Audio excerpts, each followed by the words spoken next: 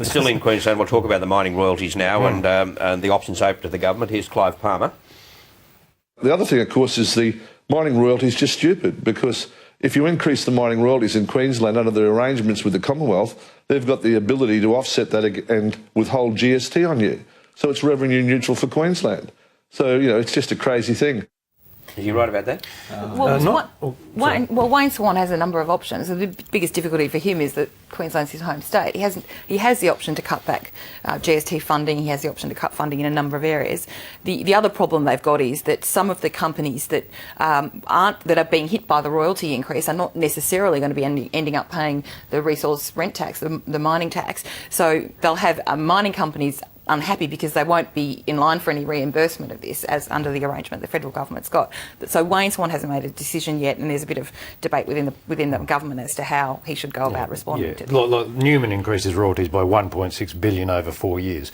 We're not sure out of how much of that Swan will withhold, because as Karen said, not all the companies who are going to pay royalties are going to earn super profits and pay this tax. So no one's disaggregated this yet to tell us how much. How much this actually could cost the federal budget if they took the hit. The federal treasurer actually doesn't need to do anything, because one thing that, and Campbell Newman's just about to find this out, the way the GST is distributed, it's distributed by a formula which the Commonwealth grants, commissioned, administers.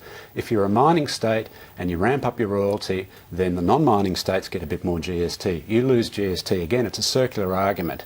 The thing that troubles me most about this debate at the moment is at the federal level and at the state level, neither side seems to intrinsically understand the way the federation works.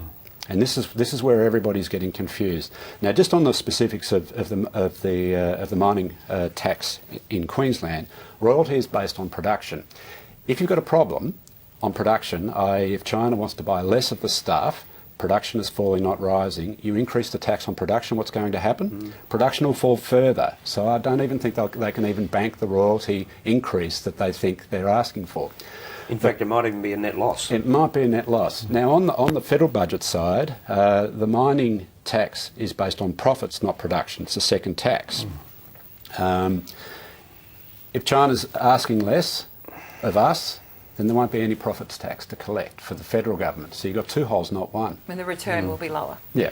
Is it looking better for federal Labor in Queensland? It's certainly not, I don't think, in New South Wales, but there are a couple of polls out, aren't there, in the next couple of days? Fairfax and News Limited have got polls coming out. Phil, it's looking better in Queensland? Well, you'd have to say anecdotally. I mean, look, Newman's come in with a massive mandate, right?